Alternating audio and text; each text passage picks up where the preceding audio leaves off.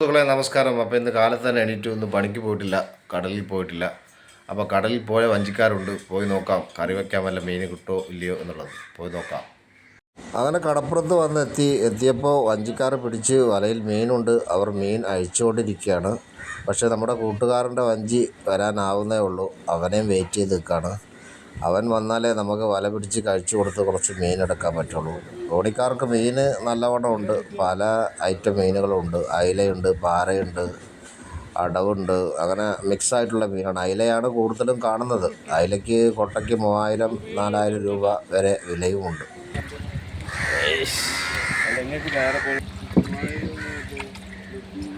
കൊടുക്കല്ലേ. അങ്ങനെ കാത്തിരിപ്പിനൊടുവിൽ നമ്മുടെ കൂട്ടുകാരൻ്റെ തോണി വരുന്നുണ്ട്. വന്ന് കരയിലോട്ട് പിടിക്കുന്നതാണ് നിങ്ങൾ കാണുന്നത്. മീനുണ്ടോ ഇല്ലയോ എന്നുള്ളത് നോക്കാം.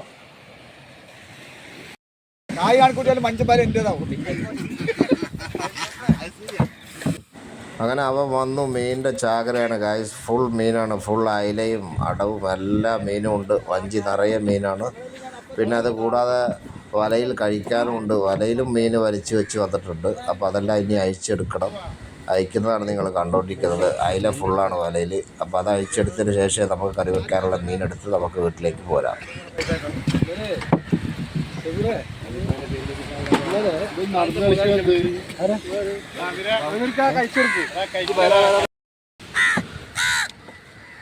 വടകരയിൽ ചേറുള്ള ആൾക്കാരുടെ കൂടെ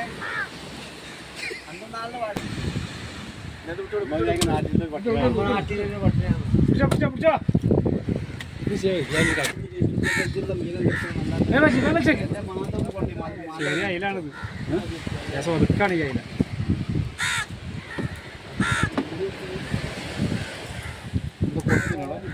കൊളത്താനുള്ള സാധനം വരിയിലുണ്ടല്ലോ, പിന്നെ ചോദിക്കണ്ട.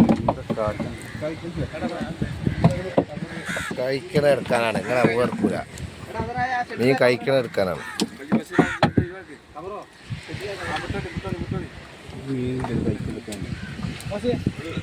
അങ്ങനെ നമുക്ക് കറി വെക്കാനുള്ള മീൻ ഞാൻ വീട്ടിൽ കൊണ്ടുവന്നു. ഒരു 10 അയില എടുത്തു. കുറച്ച് 2-3 അടവ് മീനും അതും എടുത്തു. അപ്പോൾ ഇന്നത്തേക്കുള്ള മീൻ റെഡി. ഇതുപോലുള്ള ചെറിയ ചെറിയ വീഡിയോകളാണ് നമ്മുടെ ചാനലിൽ വരിക. ഒന്ന് സപ്പോർട്ട് ചെയ്യുക, ഒന്ന് സബ്സ്ക്രൈബ് ചെയ്യുക. ഫിഷിങ്ങുമായി ബന്ധപ്പെട്ടുള്ള ഓരോ വീഡിയോകളായിരിക്കും നമ്മുടെ ചാനലിൽ വരുന്നത്.